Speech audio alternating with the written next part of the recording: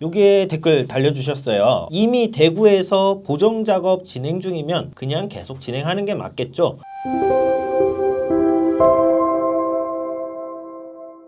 안녕하세요. 유익상 김은찬 변호사입니다. 댓글 읽어주는 시간 돌아왔고요. 바로 들어갈게요. 네. 저희가 최근에 2026년도에 회생법원 세 군데 이제 추가 개원한다. 그래서 대전, 대구, 그리고 광주 이렇게 회생법원 수가 이제 개원에 대한 소식을 전하는 영상 촬영했는데 여기에 댓글 달려주셨어요. 이미 대구에서 보정작업 진행 중이면 그냥 계속 진행하는 게 맞겠죠? 코인 채무라서 회생법원이 곧 된다고 해도 주식 코인 반영을 바로 안 해줄지 폐지하고 재신청을 해야 하는 건지 생각이 많아지네요. 이렇게 이제 질문 주셨고 이거 많이 물어보시더라고요. 요즘에. 네. 이거 한번 답변 주시면 좋을 것 같아요. 이미 대구에서 보정작업 진행 중이다. 아마 보정공고까지 공고, 받으신 네. 단계인 것 같은데 지금 이 댓글을 달아주신 게 1월 초고 네. 그죠? 그리고 회생법원이 되려면 아직도 2달 이상 넘게 남았고 하기 때문에 이거는 그냥 계속 진행하는 게 맞다 라는 말씀을 드리고 싶어요. 그리고 회생법원 기다리자고 2달 넘는 기간 동안 폐지하고 재신청하신다면 또 그거는 그거 나름대로 금지 명령이 안 나올 리스크는 또 부담을 해야 되는 거고 하기 때문에 일단은 저희 사무실이라면 코인 채무에 관해서는 최대한 타 법원과의 형평성을 일단 주장을 하면서 보정공고에 최소한만 이 청산가치에 반영되도록 보정공고를 좀 다투는 방향으로 진행을 해보시고 그렇게 해서 만약에 다투는 과정에서 아니면 보정 진행 과정에서 회생법원이 이제 설립이 된다면 그때는 이제 회생법원의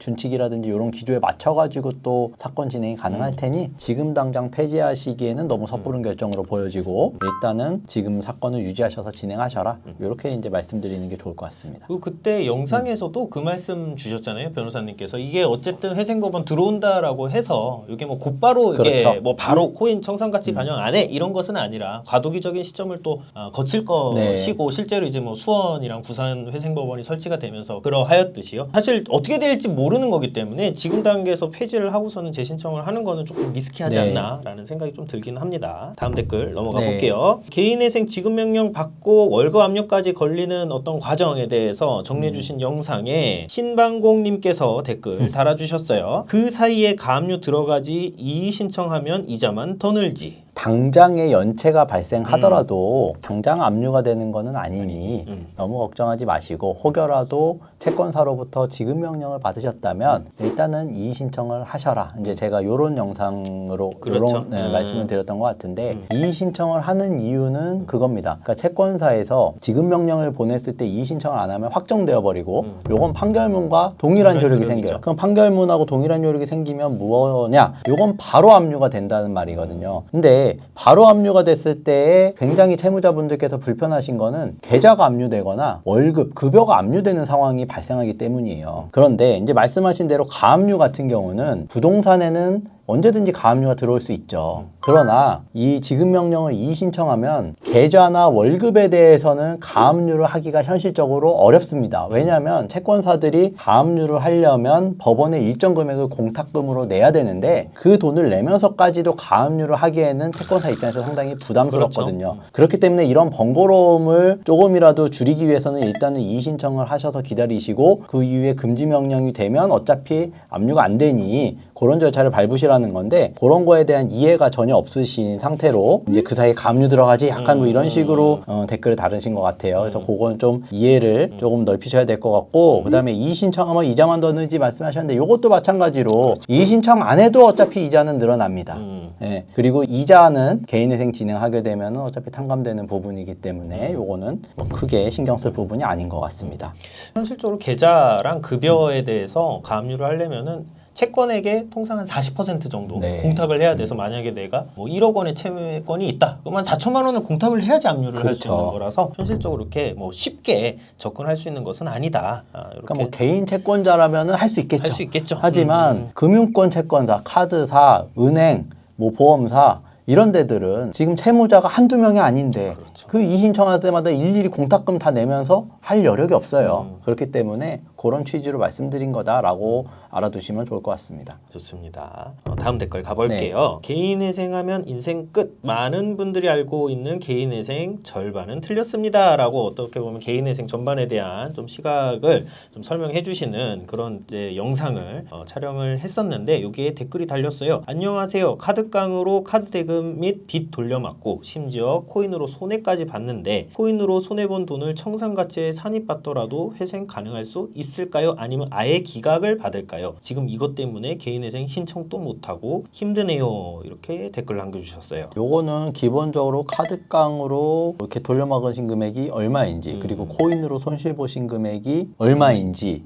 알 수 없기 때문에 또 채무액은 얼마이시고 소득이 얼마인지 관할도 중요하고요. 그렇죠. 요거를 뭐 단정해서 말씀드리긴 어렵지만 아예 기각을 받는다라는 건 사실 흔한 케이스는 아닙니다. 그리고 서울회생법원이나 수원 부산회생법원 그리고 몇몇 지방법원 일부 재판부의 경우에는 코인 손실금이 있다 하더라도 청산가치에 반영을 안 하는 경우가 있기 때문에 진행이 충분히 가능할 수 있는 사안으로 보여지고 혹여라도 청산가치 반영하라고 하더라도 저희가 여러 차례 말씀드렸다시피 최대한 이제 반영할 수 있는 한도까지 반영하고 변제율을 끌어올린다라고 하면은 나머지 지방법원도 가급적 진행을 해주려는 경향이 많기 때문에 요거는 뭐 그렇게까지 기각 걱정하시기보다는 본인의 구체적인 사정을 가지고 신뢰할 수 있는 사무실 찾으셔가지고 몇 군데 한번 정확한 상담을 받아보시는 게 더 좋은 길이고 빠른 해결책이 될 수 있다.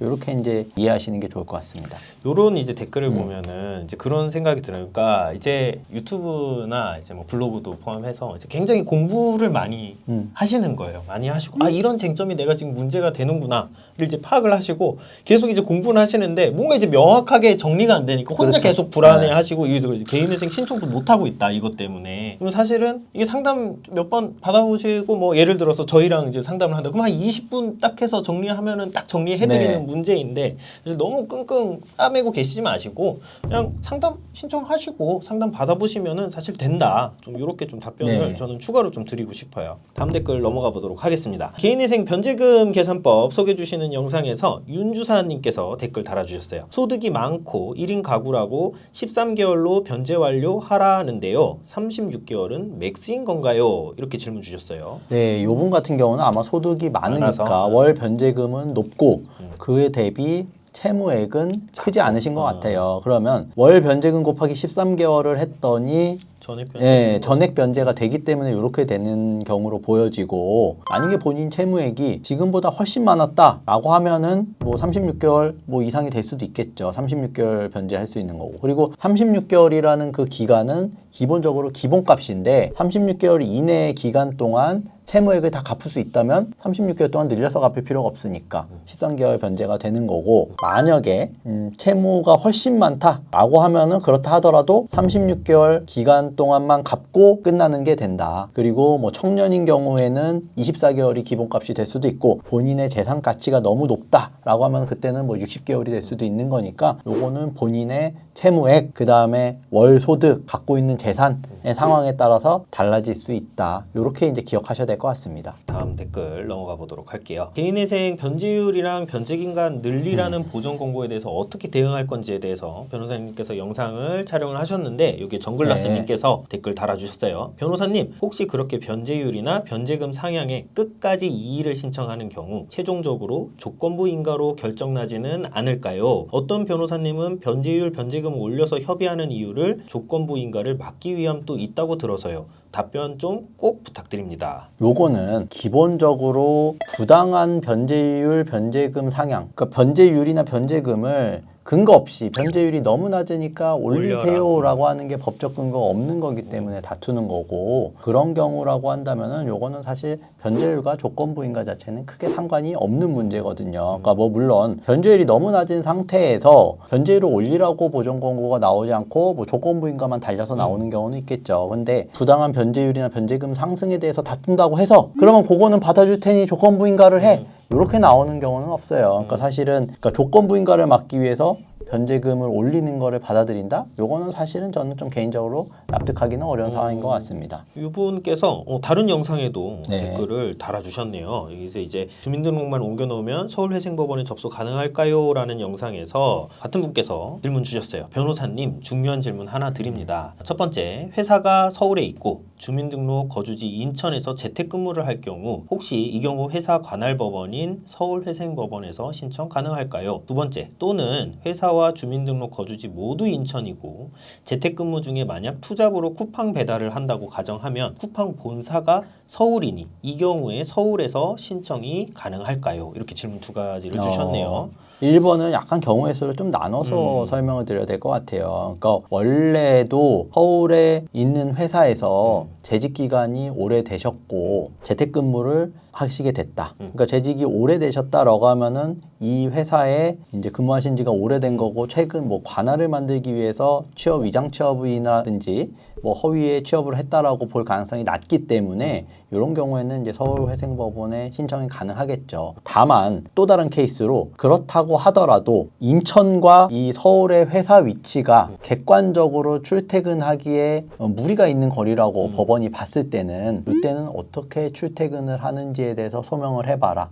그리고 실제로 교통카드 기록이나 차량 하이패스 기록을 내서 출퇴근을 하는지를 살펴보는데 그에 대한 소명이 안 된다라고 했을 때는 인천이 이제 주 근무하는 장소가 되다 보니 그때는 이제 이송이 될 수도 있습니다. 그리고 만약에 최근에 취업을 하셔가지고 이런 형태를 구성한다라고 하면은 이런 경우라고 한다면 이때도 법원이 어떻게 출퇴근을 하는 거고 실제로 출퇴근 가능에 대한 여부를 아니면 출퇴근 방법에 대해서 소명을 하라라고 했을 때 그게 실제 출퇴근이 이루어지지 않는다라고 하면 그때는 이송이 될 가능성이 높겠죠. 그리고 2번 같은 경우는 보면은 쿠팡 본사가 서울이니 서울에 신청 불가능할까요? 이렇게 하셨는데 요거는 이제 채무자 회생법상으로 보더라도 본사의 위치가 아니라 실제 영업소가 소재한 위치라든지 그렇죠. 근무의 장소에 대해서 판단을 하는 거기 때문에 쿠팡 본사는 서울인지언정 배달 업무를 하시는 거는 인천이고 활동하시는 근무지도 인천이시기 때문에 이때는 서울에는 신청이 불가능하다라고 보는 게 맞겠다 말씀드릴 수 있을 것 같아요. 실제로 이제 뭐 쿠팡 배달 하시려고 시도를 해보시면 쿠팡이랑 근로 계약을 또 하시는 게 아니기 때문에 네. 또 쿠팡 본사로 잡히지는 않고 해당 이제 그 근로지 소재지 기준으로 잡힌다라고 보시면은 될 것 같아요. 오늘 이제 댓글들 하나씩 살펴보고 답변 드리는 시간 가져봤고요. 다음번에 또 요 콘텐츠로 재밌는 영상 촬영해서 소개해 드리도록 하겠습니다. 감사합니다.